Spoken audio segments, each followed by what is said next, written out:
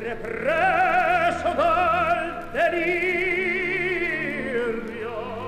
e non so più quel che dico e quel che faccio. The Old Master by Brian Marsh. Eppure d'uopo sforzati, va. Sei tu forse non, ma tu sei. Good morning, Dr. Simon Clerman, here to see Mr. Castelvetro. I have an appointment. Indeed you do, and a very rare appointment it is. Welcome in.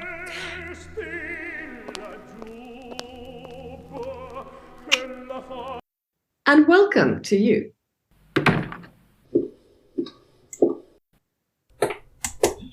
Well, thank you.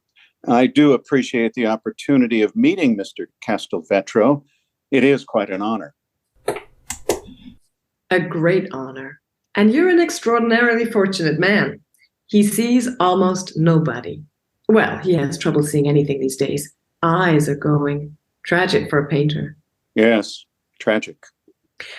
I'm Margaret. Glad to meet you, Mr. Clerman. You? Margaret. My name is Margaret. I am his wife. Yes, right. Of course you are, Margaret. Yes. You're surprised? Well, of course you are. Everybody is. Why would someone like me, young, attractive, and brilliant, be married to an old goat like him? That is what you've been thinking, isn't it? You have me at a great disadvantage.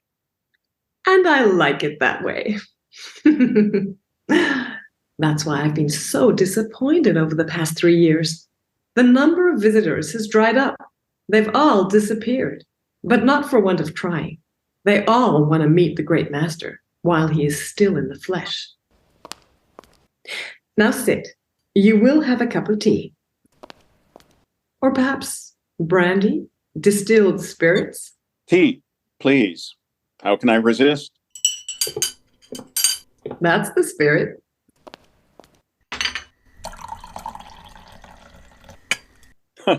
That was quick. We're quick to action and quick-minded here, and full of surprises.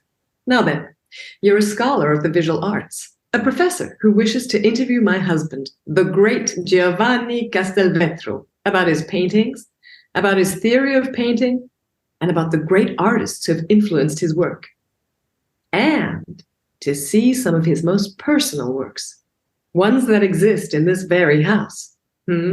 Well... Just say guilty, and let's be done with it. Guilty. Good. Now we can discuss the really interesting stuff. Giovanni and I. How we met, how we loved, how we married, how we have lived. I don't think I need to... No, you don't.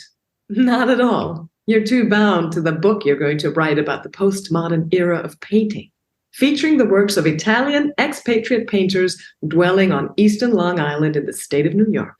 Am I right? Italian expatriate painters on Long Island? There's only one of those that I know of. Right. And that painter has a life, a good deal of which I have shared for the past 2 decades. I met and married that man 20 years ago next Friday, the 4th of as many wives, and so far the longest serving. Since you brought it up, tell me about that time. I would like to make a few notes. No notes. You start taking notes, we're done here. You may listen, but write not. Paint your thoughts with the energy you receive from an artist and his wife. The two of us, people who live in a world from which we squeeze out the liquid fire that burns across the canvas upon which it is poured. Nowadays, as the passions have cooled and the light has grown dim, we stoke the embers of paintings that will never be. You want to write all that down, don't you? Well, forget it. You'll get a short glimpse of all that has been, as well as the sight of a few canvases that have yet to be let loose upon the world. But I digress. You have a thought that needs attention. To answer your unasked, but deeply embedded, yet unuttered interrogative, we met 20 years ago. He pursued me with a fervency that has never entirely faded. Me, a kid just recently hatched from Brearley. Brearley? My, you are such an innocent. Brearley is one of the most privileged girls' schools in all of New York City, and hence the world. Prepared for Harvard, I was. But then a painter interceded, and I became transformed. Every bit of me, smitten as deeply as anyone could ever be. Such a passionate man, passionate in every way. He painted me often, even before we married. You've seen the paintings, the ones that have titillated thousands. Do they embarrass you now, seeing their model here before you? I confess that it is somewhat unsettling, yes. Spoken like a true Calvinist. But I suspect you would rather have done with me for the present. Am I correct? I am afraid I am losing this contest, or whatever it is. This is no contest, dear Mr. Clerman. Just a warm-up act before the main event. You will discover that it will have been useful. Time to meet the master.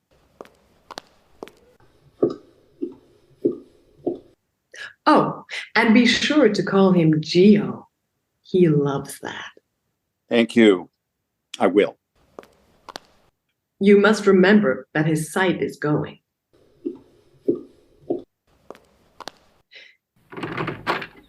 Your visitor is here, Dr. Clerman. I've told you that I am done with Dottore.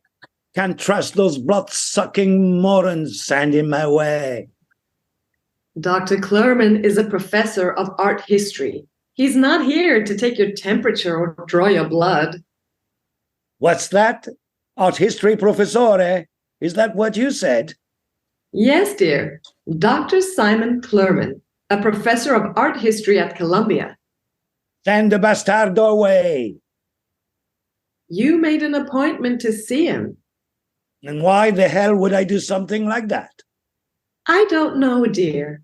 Only you, in the brilliance of your own exceptional mind, know why you have invited Dr. Clerman to meet with you. Sometimes that works. Professor Clerman has driven all this way from Manhattan. He's taken a dangerous journey. You know what the Long Island Expressway is like. He's undertaken this difficult passage just to see you. Very well, send in that son of a bitch. But no more Dottore, eh? Yes, dear. In you go. But beware, the lions do bite.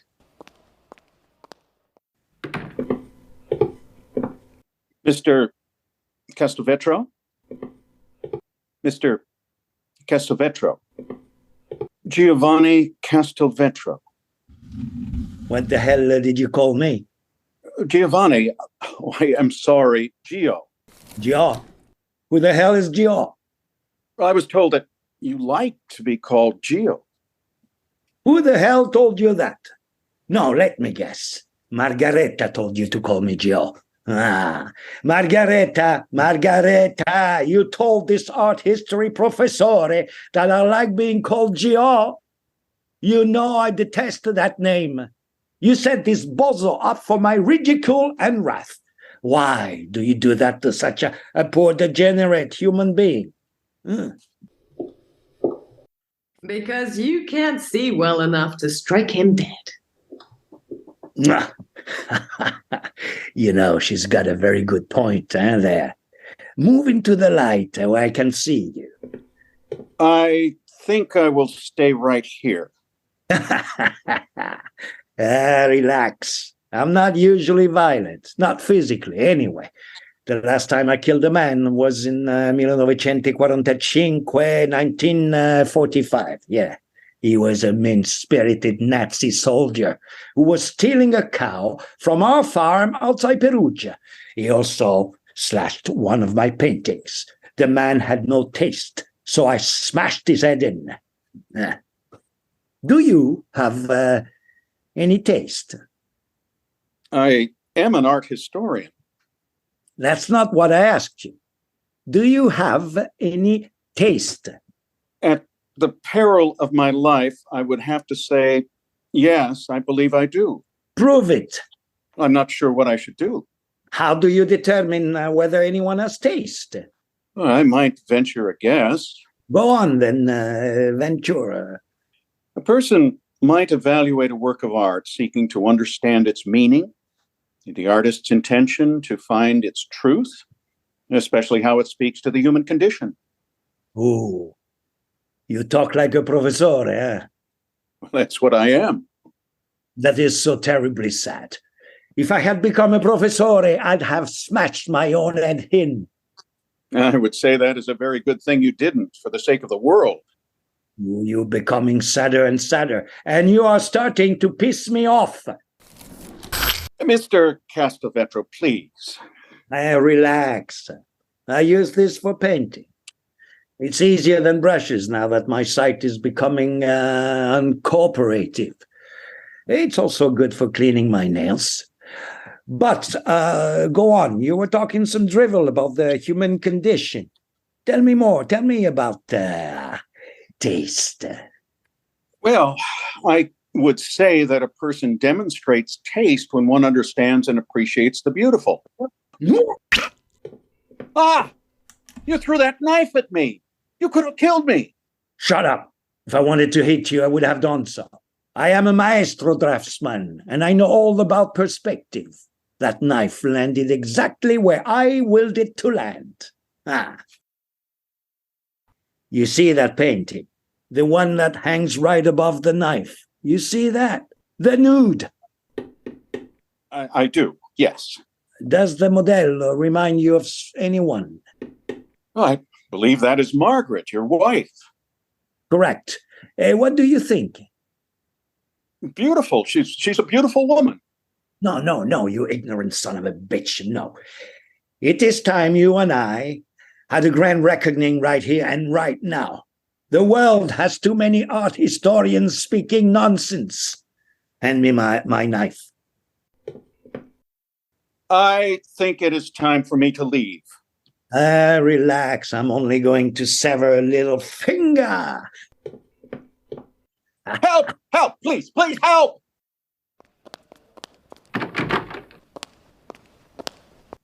Vani, Yes, mother.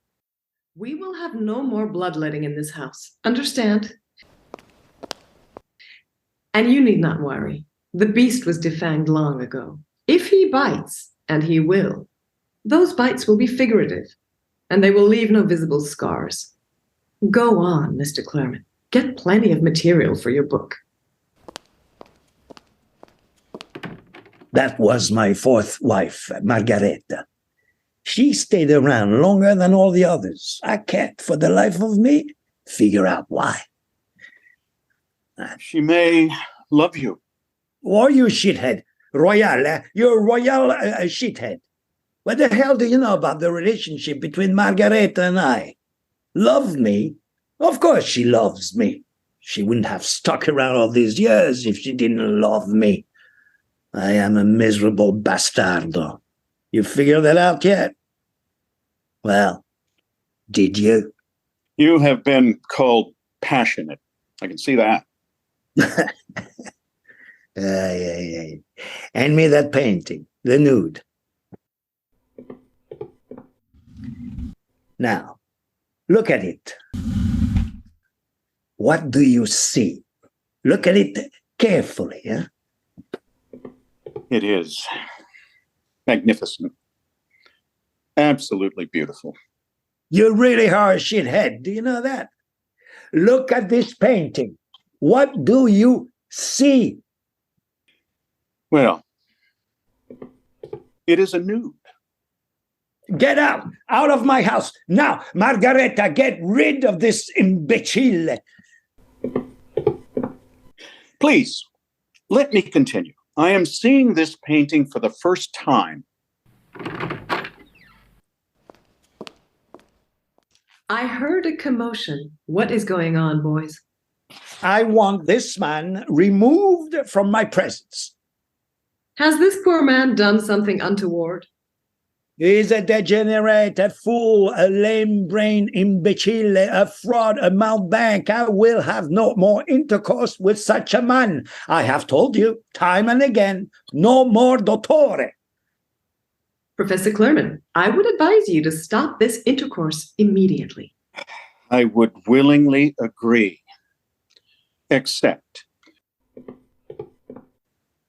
that I have discovered something in this painting, something very mysterious and provocative. May I?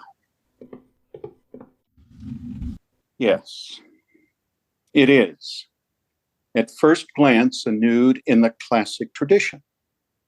All the elements are here, but the figure displays so much more than what we might expect in the traditional nude. Partly it is the stance, but even more in the expression the nude conveys. There's more than one expression. There appear to be several. Together, they describe a journey we can see only if we have learned something of joy and wisdom and, can it be, grief. I will leave you with the painting.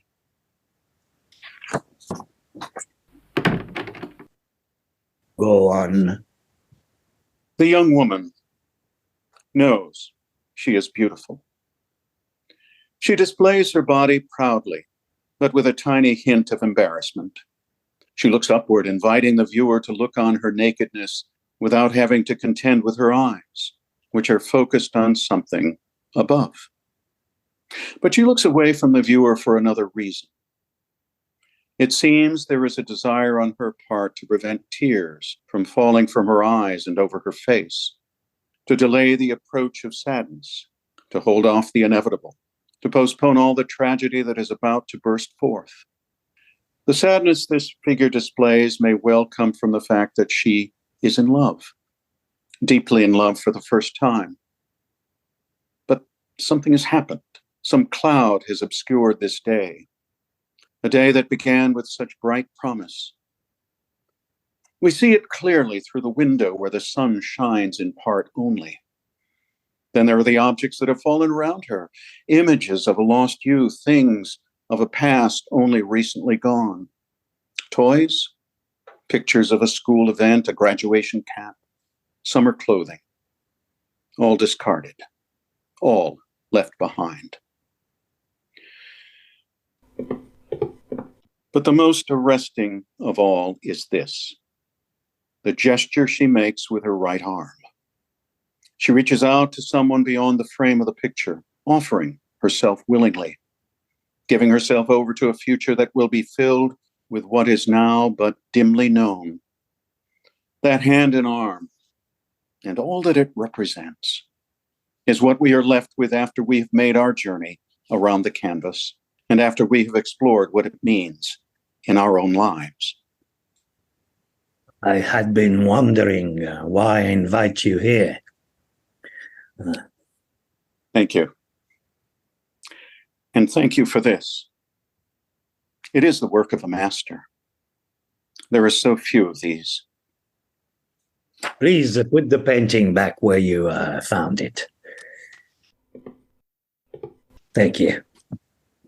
I suspect you would like to include a photo of this painting in your book. I would be honored. Of course I would. But that will not be possible.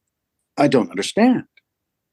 When I am gone, and I expect it will be soon, I have given strict instructions that painting is to be burned. Burned?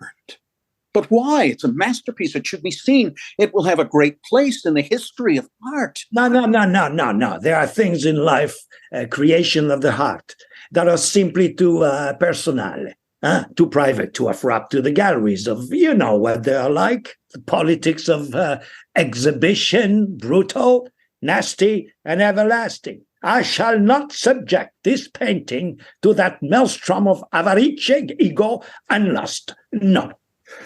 I shall send this off into eternity, where it shall dwell forever. Ah, Santo Cristo, guarda. But you have seen it, and you can report on it.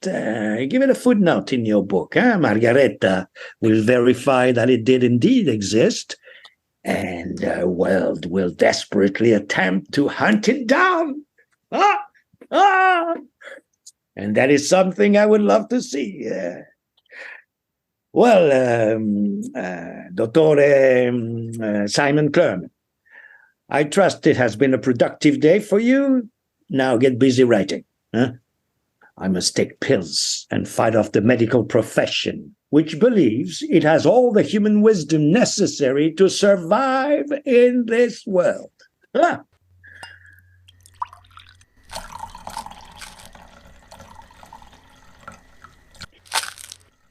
I don't know how to thank you. Then don't try. People make a big deal out of saying thank you. The real thanks we offer requires no such simple gestures. Now, our time is at an end. This has been really a wonderful thank you. Don't get maudling with me, you shithead. Just get out.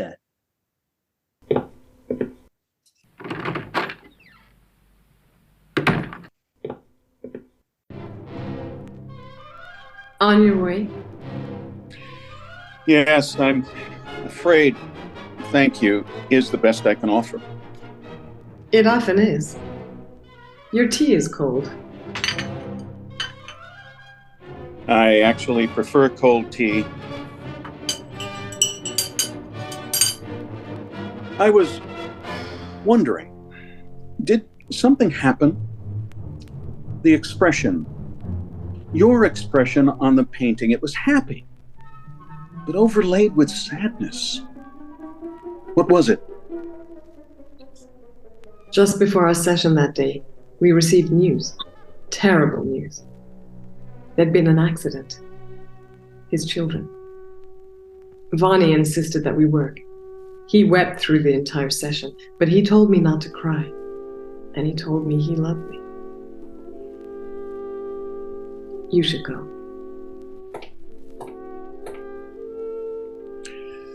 Does that painting have a name? The painting is called Grief.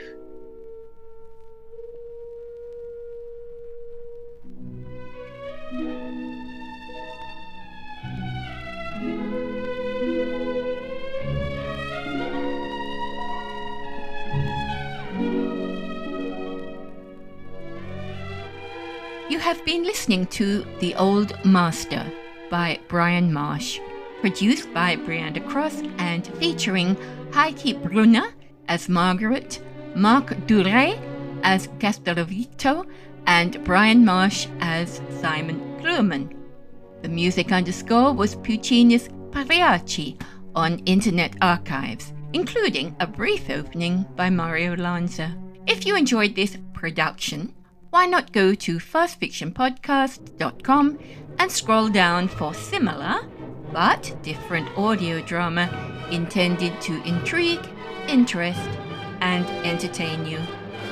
Thank you.